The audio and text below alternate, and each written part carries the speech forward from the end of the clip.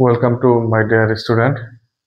আজি আকৌ আমি আহিছো যোৱাকালি আমি ক্লাস 10 ৰ 10 নম্বৰ অধ্যায় বৃত্ত বা সাৰ্কেল এই অধ্যায়টোৰ এমসিকিউ বৰ কৰাৰ কাৰণে আমাক জানিবলগীয়া কিছুমান ইম্পৰ্টেন্ট কথা বা পইণ্ট আছিল সেই ভিডিঅ'টোৰ দ্বিতীয় পাৰ্ট লৈ আহিছো হৈছে গতিকে আৰু এটা কথা মই কৈ দি আছো ভালদৰে মনত ৰাখিবা যে প্ৰথম পাৰ্টটো এই ভিডিঅ'টোৰ প্ৰথম পাৰ্ট হৈছে প্ৰথম পাৰ্ট আৰু এইটো এই দুটা পাৰ্ট যদি কোনোবাই সম্পূৰ্ণৰূপে চায় বা ভালদৰে বুজি পায় তাৰ এমসিকিউ কেতিয়াও কথা নাযাব তাৰ এমসিকিউ কোৱাতে দিয়া ক্ষমতা কাৰো নাই গতিকে ভালদৰে ভিডিঅ' দুটা প্ৰথমৰ পৰা হেক লৈ চাবা হা একেবাৰে স্কিপ নকৰাকৈ ভালদৰে চাবা আৰু আজি এই ভিডিঅ'টোত আমি এমসিকিউ বোৰৰ বাবে কি কি জানিব লাগিব হেইবৰ শিকাৰ পিছত বা হেইবৰ হৈ যোৱাৰ পিছত অহাকালি আমি বৃত্ত অধ্যায়ত হ'ব পৰা সকলো ধৰণৰ এমসিকিউ বোৰৰ বিষয়ে আলোচনা কৰিম বুজিছা গতিকে মই আশা কৰো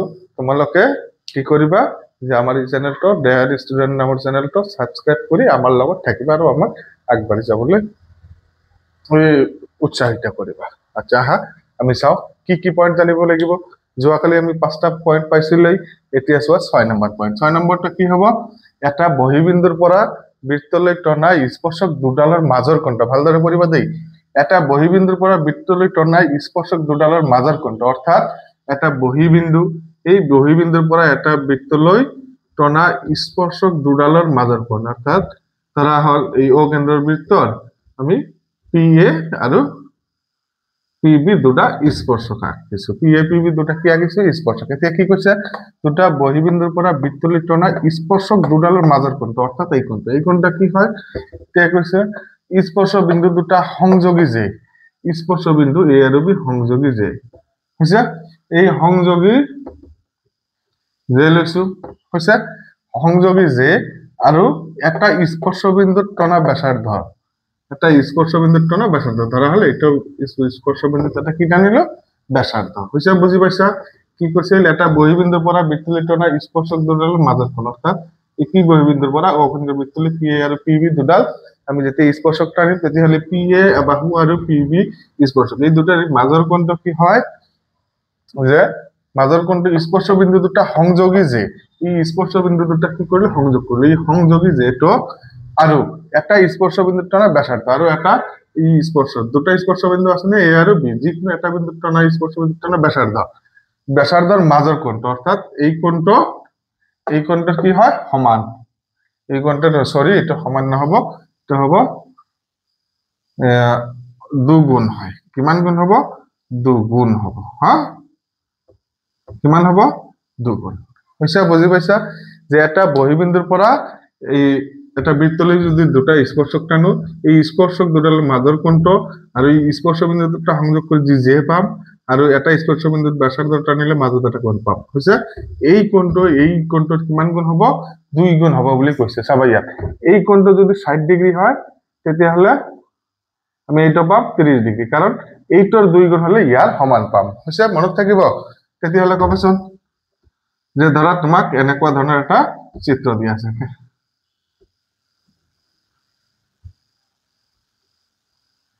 মিটাৰ বৃত্তৰ কেন্দ্ৰ দিছে এই কোণটো তোমাক দিছে 40 ডিগ্ৰী তেতিয়াহলে কবচোন এই কোণটো কিমান ডিগ্ৰী হ'ব তোমালোকে কি পালা এতিয়া যে এই কোণটোৰ কিমান গুণ হয় 2 গুণ এইটো 40 আছে গতিকে এইটো 80 হৈ যাব আৰু এইটো যদি 100 থাকে তেতিয়াহলে এইটো কিমান পাম আমি 50 ডিগ্ৰী এই কোণটো হৈছে মনত থাকিব যে এই কোণটো আমি এই ফালে দিও আঁকিব পাৰো নাইবা এই ফালৰ পৰা হ'ব পাৰে হৈছে এতিয়া ধৰা আমি যদি এই ফালে যদি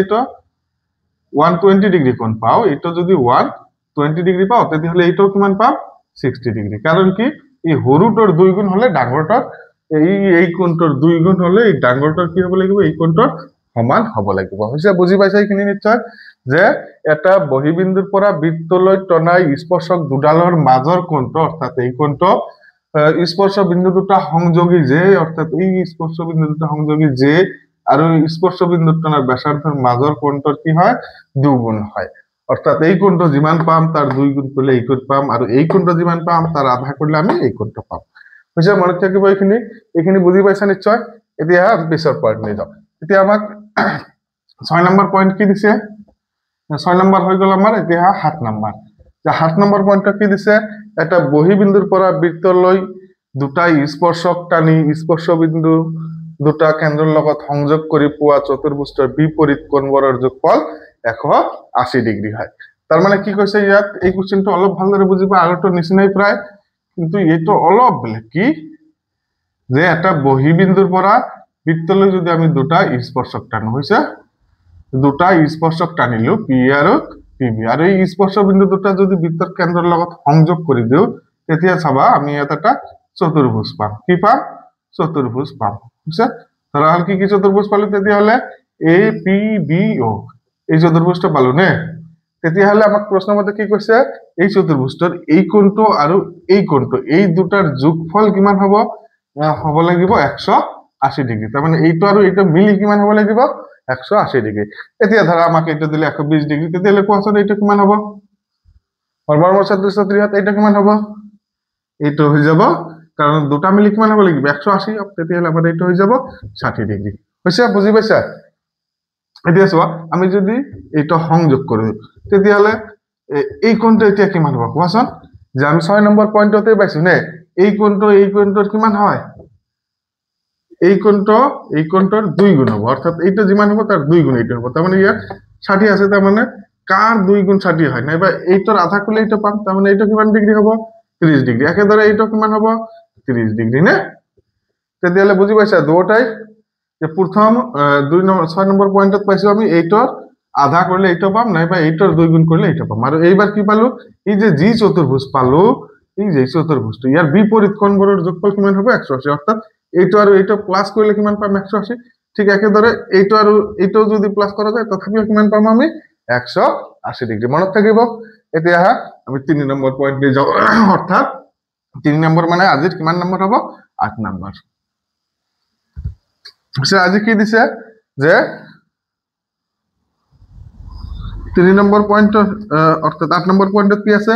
একটা বৃত্তক স্পৰ্শ কৰি থকা চতুৰ্ভুজ এটাৰ এজৰ বিপৰীত বাহুৰ যোগফল আনজৰ বিপৰীত বাহুৰ যোগফলৰ সমান হয়। তাৰ মানে কি এটা বৃত্তক যদি এটা চতুৰ্ভুজে এনেকুৱাকৈ স্পৰ্শ কৰি থাকে, হৈছে কি কৰি থাকে? স্পৰ্শ কৰি থাকে, তেতিয়াহলে কি পাম জানা? তেতিয়াহলে আমি পাম এই যে ধৰা এ বি সি ডি চতুৰ্ভুজে ও কেন্দ্ৰৰ বৃত্তক পি কিউ আৰ আৰু এস বিন্দুত স্পৰ্শ কৰি আছে। তেতিয়াহলে আমি এই পয়েন্টেৰ মধ্যে কি পাম? বিপৰীত বাহুবোৰৰ যোগফল, অর্থাৎ এ বি প্লাস ডিসি সমান সমান এডি প্লাস বিসি। তার মানে বিপরীত বাহুবোৰৰ যোগফল কি পাম? সমান পাম। হৈছে? বুজি পাইছা? যে যদি এটা বৃত্তক এটা চতুর্ভুজে এনেকুৱাকৈ স্পৰ্শ কৰি থাকে তেতিয়াহলে চতুৰ্ভুজটোৰ বিপৰীত বাহুবোৰৰ যোগফল কিমান পাম? সমান পাম। অৰ্থাৎ এডি আৰু বিসি যোগ কৰিলে এ বি আৰু ডিসিৰ সমান পাম। হৈছে? বুজি পাইছা এই পয়েন্টটো? মনত থাকিব।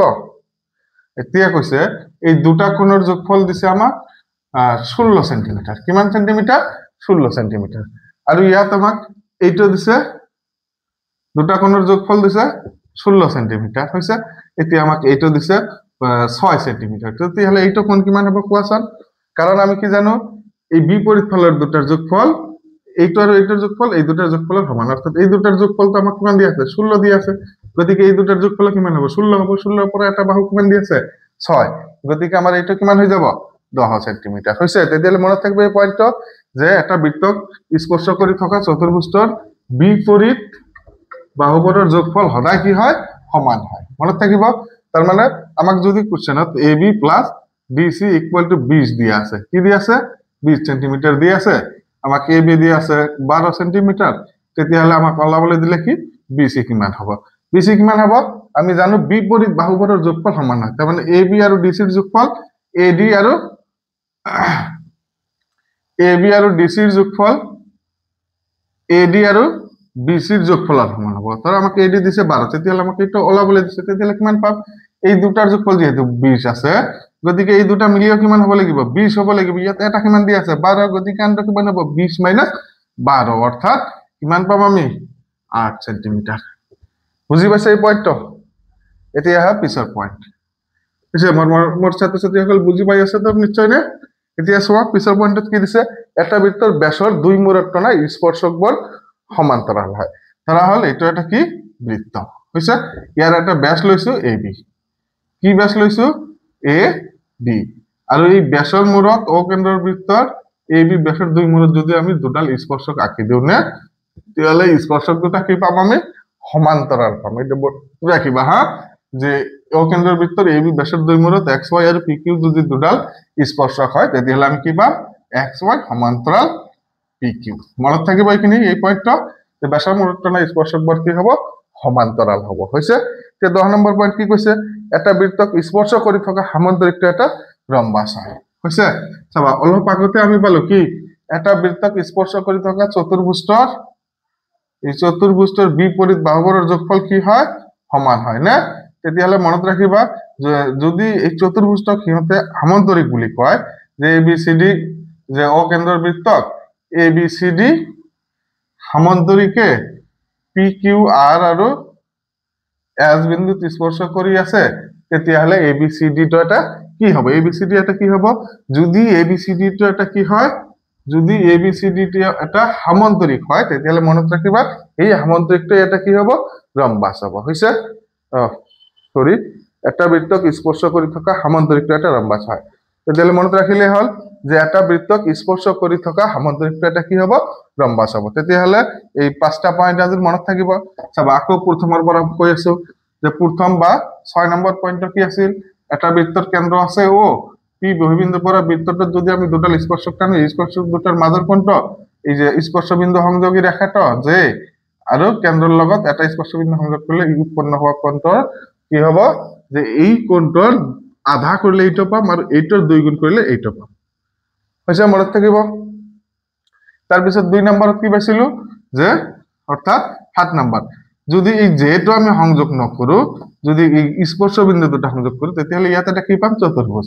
এই চতুৰ্ভুজৰ এই বিপৰীত কোণ দুটাৰ যোগফল সদায় কিমান হৈ যাব 180 অৰ্থাৎ এইটো আৰু এইটোৰ যোগফল 180 এইটো আৰু এইটোৰ যোগফল 180 আৰু তোমালোকে জানা স্পৰ্শ বিন্দুৰ টানা বাহুটো স্পৰ্শকৰ লম্ব গতিকে এইটো কিমান ডিগ্ৰী 90 এইটো কিমান ডিগ্ৰী 90 না এইটো যোৱাকালি আমি পইণ্টত দিছো আলোচনা কৰিছো চাবা যিহতে বুজি পোৱা নাই এতিয়াও কৈ আছো যে যোৱাকালিৰ ভিডিওটা ভালদৰে চাবা হা আৰু চেনেলটো সাবস্ক্ৰাইব কৰি লবা এতিয়া চোৱা এটা তাৰ পিছৰ পইণ্টটো পাইছো কি এটা বৃত্তক স্পৰ্শ কৰি থকা চতুৰ্ভুজৰ এটা বৃত্তক যদি এটা চতুৰ্ভুজে কি কৰি থাকে স্পৰ্শ কৰি থাকে হৈছে সেই চতুৰ্ভুজৰ বিপৰীত বাহুবোৰৰ যোগফল অৰ্থাৎ এইটো বাহু আৰু এইটো বাহুৰ যোগফল এইটো আৰু এইটোৰ যোগফল কি হৈ যাব সমান হ'ব হৈছে তাৰ পিছৰ পইণ্ট পালো কি যে এটা বৃত্তৰ ব্যাসৰ মূৰত থকা স্পৰ্শক পৰৰ দৈৰ্ঘ্য স্পৰ্শক পৰ কি সমান্তৰাল হয় অৰ্থাৎ এটা বৃত্তৰ এটা যদি ব্যাস হয় ব্যাসৰ মূৰত যদি আমি দুডাল স্পৰ্শক আঁকো তেতিয়াহ'লে এই স্পৰ্শক দুটা কি হ'ব সমান্তৰাল হ'ব হৈছে তাৰ পিছত আৰু এটা পালো কি যে এটা বৃত্তক স্পৰ্শ কৰি থকা আৰু এটা বৃত্তক যদি